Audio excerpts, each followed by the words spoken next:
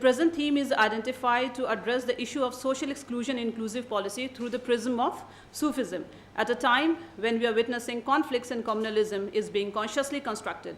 Developing an understanding on model of inclusion is desired. We need to revisit our socio-cultural repositories to work out avenues of integration. The repertoire of Sufism may shed light on many aspects of inclusion, as they are the ones who have given to us one of the earliest lessons in inclusion. Today, we boast of living in a modern age, yet we find the society ridden with caste and communal hostilities and gender imbalances. Exclusion in myriad forms with serious insidious implication is rampant, that we attempt to redress through policies of affirmative action. Laws and regulation is imperative, but they are more a corrective to a fault, and by the time justice is dispensed, the loss is already done. Also, exclusion in overt forms can be registered. What is more damaging is the morass of covert exclusion that often go unrecorded and hence difficult to address. It is important to target the deep-rooted prejudice and bias from which discrimination emanates. Here, philosophy of Sufism acquires importance, as the Sufis were able to weave differences into harmony, ensuring dignity of the individual and stability in the society. The Sufis always regarded inclusion and integration more a subject of social responsibility than a subject of law. They have remained in the vanguard for promoting peace and harmony, and in this quest, they often suffered wrath and anger of those whose agenda had been constructing social fissures. Despite being penalized, Sufis never succumbed in their mission of promoting social justice and equality, that too mostly in common language of the people.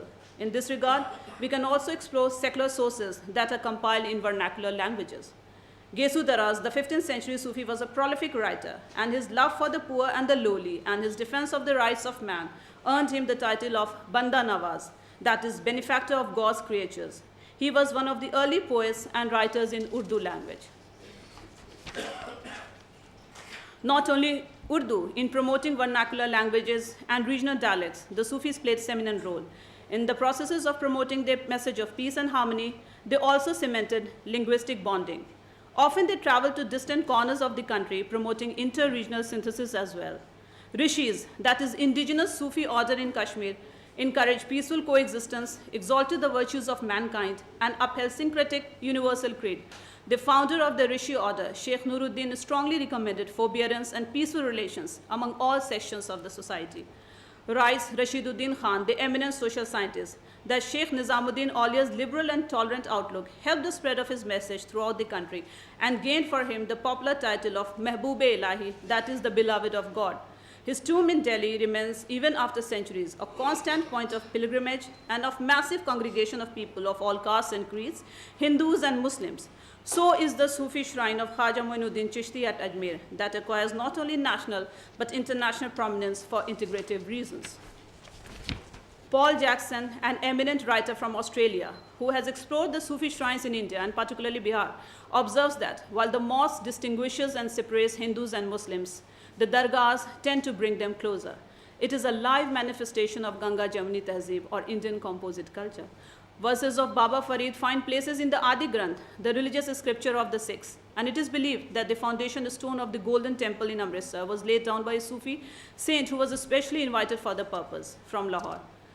Mughal Prince Dara Shikoh wrote in the Majma'ul Behran, the mingling of the two oceans, that in the higher planes of realization of truth, there is no essential difference between Hinduism and Islam.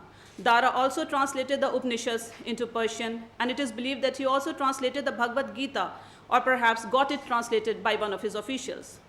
Emperor Bahadur Shah Zafar, revered as a Sufi king, banned cow sacrifices during Bakris in 1857 throughout Delhi, and even forbade yoking of cows to the cars, displaying his respect for Hindu religious sensitivities. During these days, Mirza Asadullah Khan Ghalib had written to one of his friends that 5 things kept Delhi alive: the Red Fort, the Chandni Chowk, the daily crowd at Jama Masjid, the weekly walk to the Jamna Bridge, and the yearly fair of the flower men, that is Phool Walon Ki Sair, the latter celebrated since 1812. Bahadur Shah Zafar was the chief patron of Phool Walon Ki Sair, and he paid tribute both at Jog Maya Temple and Bakhtiyar Kaki's Dargah at Mehrauli, that he continued to celebrate even in 1857 when Delhi was under siege. The festival was later stopped by the British when Mahatma Gandhi launched the Quit India movement in 1942. This festival that epitomized Hindu-Muslim unity was revived by Jawaharlal Nehru, in the independent India in 1962. The tradition continues to be a great secular event and symbol of communal integration. The Sufis, with the vision, had in fact constructed socio-cultural repertoire to connect people through music, poetry, literature, letters, dance, and sama, and struck the modus vivendi that resonates strongly in Indian traditions even today. Sources reveal that Sufis have passionately collaborated in the freedom movement of India. The non-cooperation movement in Bihar commenced with the return of the title of Shamsul Ulma by Shah Badruddin of Phulwari Sharif Khanka, and it is believed that he even got khadi on Gandhian model, especially made to be used for his funeral. The Sufis even extended succurrence to victims of partition carnage in form of shelter and protection.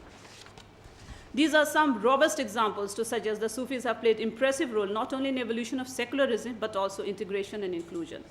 Many more illustrations would follow that I believe will be unraveled during the course of this seminar. However, to what extent we can equate Sufi traditions only with Islam can be a subject only for experts to deliberate about. But to whatever extent we can identify Sufism with Islam, we can acknowledge and register recognition of contributions of members of a minority community that have gone in making of a socialist and a secular India. As an essential mandate of Dr. K. R. Narayanan Center for Dalit and Minorities Studies to look into aspects of social exclusion and inclusive policies, this seminar would be a meaningful step towards exploring possibilities of integration through Sufistic model and its inclusive relevance in contemporary times. Our center can not only record and register about agencies of exclusion, but more importantly, can act as a pivotal institution where aspects of Indian inclusive culture can be researched, recorded, and recognized. Thank you.